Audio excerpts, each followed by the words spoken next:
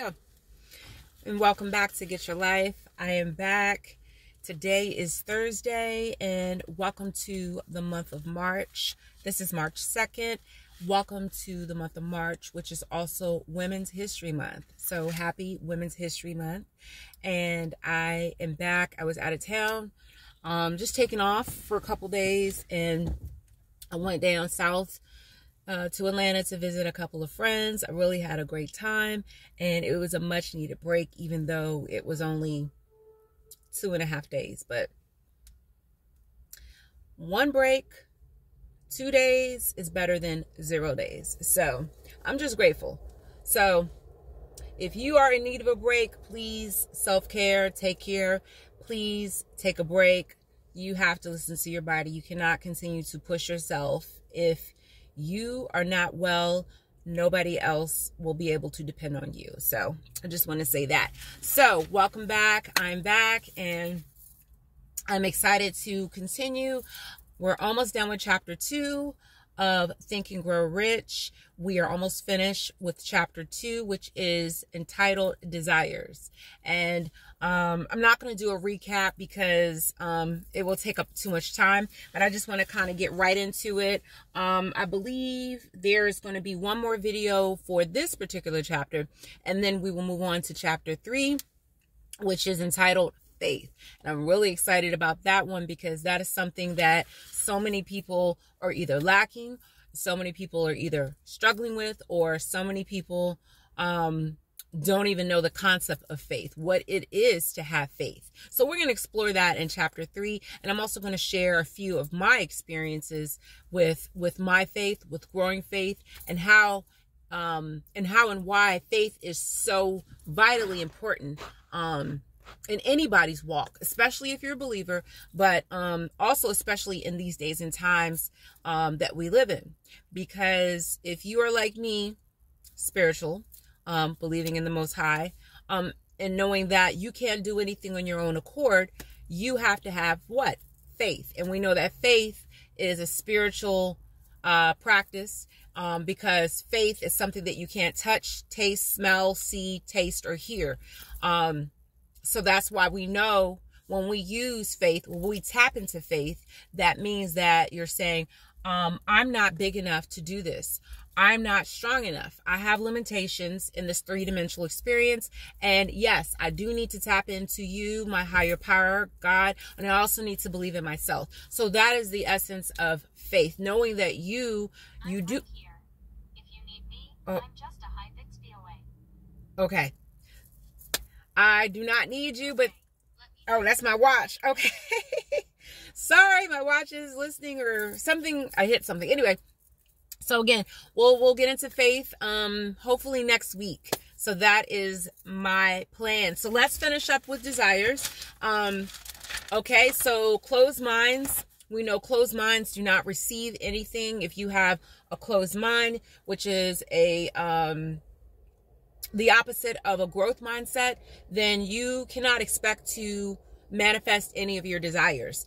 Closed minds do not receive, and likewise, closed minds do not inspire. You must possess faith, courage, belief, and hope. And in this particular chapter, I was really, really, really inspired because Napoleon Hill used an example of a young man who had a son who was back in his time called a deaf mute.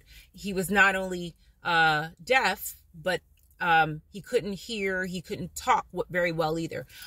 So he was determined, this man was determined to not allow his son to become a victim of his circumstance. He believed so much in his son's healing that he pushed him. He read to him. He would talk to him. He would do everything he could to break this limitation that they deemed deaf and mute. And back in those times, that might have even been I want to say likened to the extent of maybe to a form of autism, but not quite. I know it's not apples and apples. It's probably apples and Granny Smith apples, red. But anyway, the point I'm trying to make is there are limitations on any disability, right? So the man would not allow his son to be limited by his deaf or his muteness. So he pushed his son. He instilled in him belief. He instilled in him faith. He instilled in him what? A burning desire. You're going to be healed. You're going to be whole. So he would work with his son daily. And I really like that story. So I'm going to share that more in the next video. But we create limitations.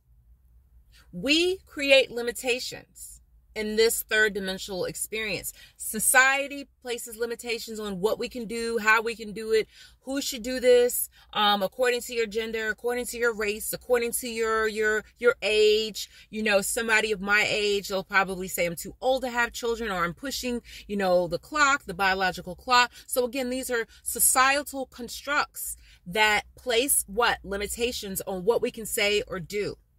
But I am here to tell you that society has no say-so in what you can do and how you can do it. Even with my own son who has autism, I am not going to allow society to tell me how my son should be raised or what he can do. You know, I put him in piano lessons.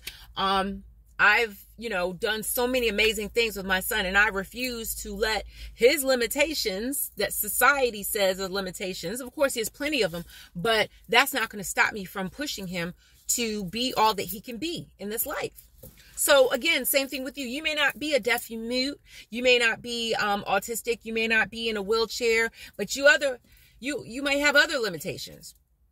You may have other limitations in your mind. So you never allow limitations to stop you from fulfilling your desires and your dreams. Okay? We create limitations. We create blockages. And this goes back to having a what? A mindset that is stunted. When you have a growth mindset, okay? When you have a growth mindset, you see past limitations. When you have a growth mindset, you don't allow your circumstances to dictate what you're going to do. And this is where your desires come into play. This is where faith comes into play. We'll be talking about faith in the next chapter. We create obstacles. Stop creating obstacles. Stop limiting your mind. Burning desires will break down the barriers in our mind. So if you have a burning desire, if you have a dream, if you have anything and you have a limitation, I'm here to tell you, allow those dreams to manifest. Do not look at your circumstances, look around and see, you know, I don't have the money. I don't have the time. I don't have a husband. I don't have a wife. My son's father's not around. My daughter's mother's not around. How am I going to do it? I'm only making $20 an hour. Don't stop. Because if the man in this book, if his son was a deaf mute and he was able to go out and make money selling papers, he did it. When he came home that day, his mother cried because he fell asleep with money in his hand because he went out and he made money. He didn't allow his what? Limitation to stop him. He sold newspapers. He found a way. So today, I'm imploring you, I'm exhorting you, and I'm encouraging you to find a way past your limitations, because many times limitations are just mental barriers in our minds. Refuse to accept defeat. Refuse to stay in your depression. Refuse to stay in your anxiety. I know it's easier said than done, but you keep watching my videos. You're going to work with me because I too have limitations because I created them in my mind. But that's why I do these videos, because I know the more that I read, the more that I encourage myself and I encourage others, I too will break down the limitations in my mind. And one of these days I'll share the limitations that I have been experiencing, or the limitations that I have created in my mind. Because other people have noticed them, and I noticed them too. And they're like, why do you think like that? You can do it, you know? Why do you've done all these other things, why not? Because I've created them in my mind. And we create a lot of limitations based upon our environment. Limitations, especially mental ones, not the physical ones, because physical ones you can't necessarily control, but mental limitations are the result of our environment. Mental limitations are the result of our experiences, our beliefs, our history, our the way that we were raised. Okay, so sometimes limitations aren't always our fault, but it is up to you. If you're watching this video, I implore you to explore those limitations and ask yourself, why am I thinking this way?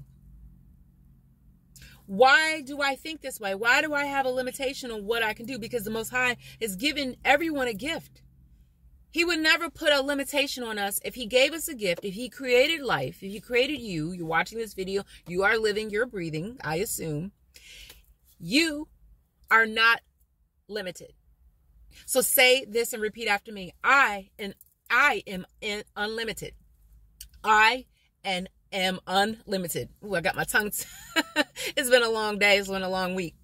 I am unlimited. Say it again. I am unlimited. You are unlimited. There's nothing that you can't do.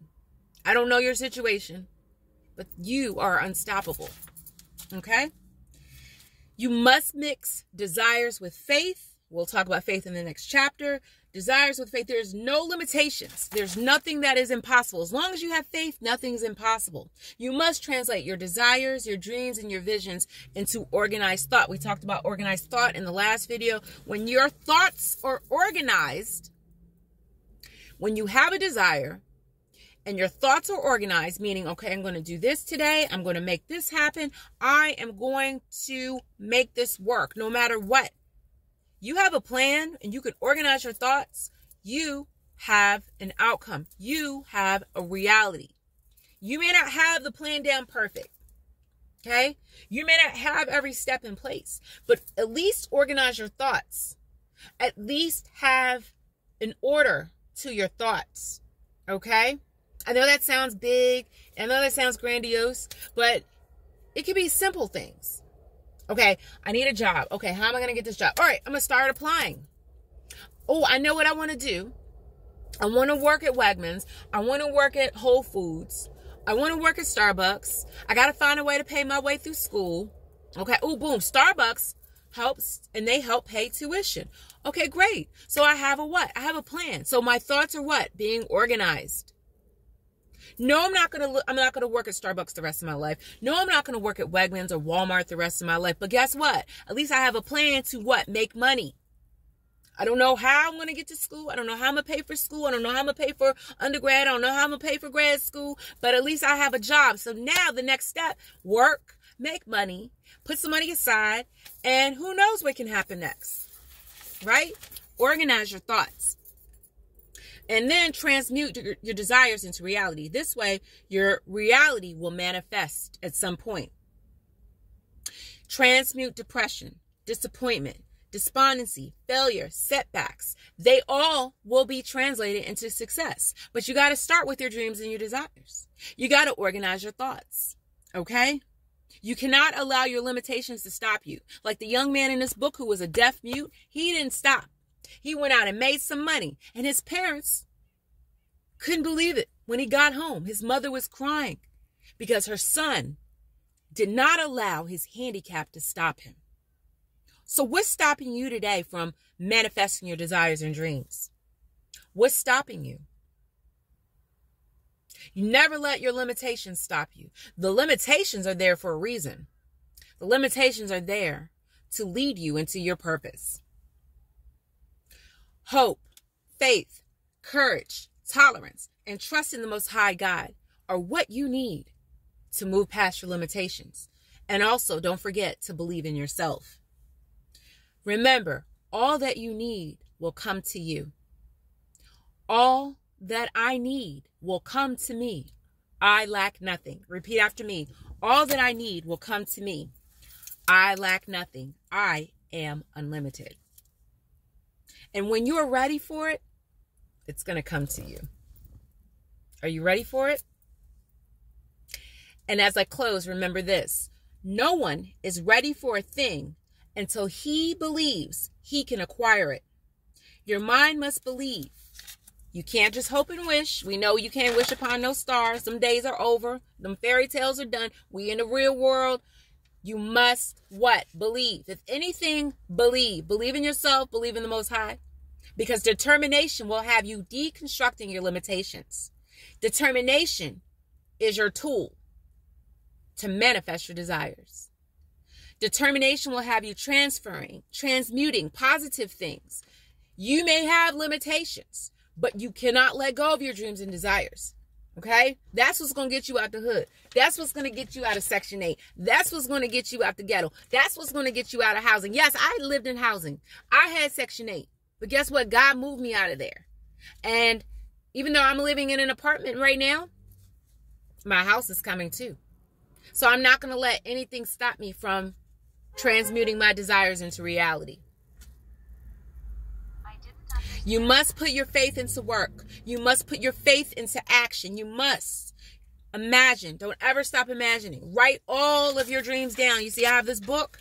Get a notebook and write it down. Pray over it. You can't stop. Don't let your limitations stop you.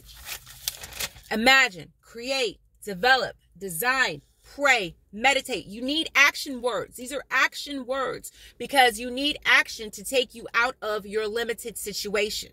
Because limitations are temporary. Limitations are transitory, meaning you're passing through. But guess what you need to pass through? Action. You need action words. You need an action plan. Afflictions are not set and they're not meant to take you out. Afflictions are tools. Afflictions are assets. Adversity brings with it the seed of an equivalent advantage. So if you're going through any adverse things, if you're going through any limitations, if you're dealing with any affliction, know that these are tools to propel you into your purpose. It just all depends on how you look at it. So I leave you with this. There's purpose in adversity. There's purpose in adversity. There's purpose in affliction. There's purpose in limitations. And there's purpose for you. Your desires will supersede your reasons for your limitations. Handicaps, such as the young man who was a deaf mute in the book, handicaps can be turned into stepping stones. Because a young man, when he grew up, he got a little bit of hearing in from help and from therapy with his father. But he was invited to New York to trial a hearing aid. This is back in the 1920s and 30s. So they didn't have the technology, of course, right? It's 100 years ago. So the hearing aid transformed his life. And then from the hearing aid experience, he was able to give feedback to the manufacturer of the hearing aid.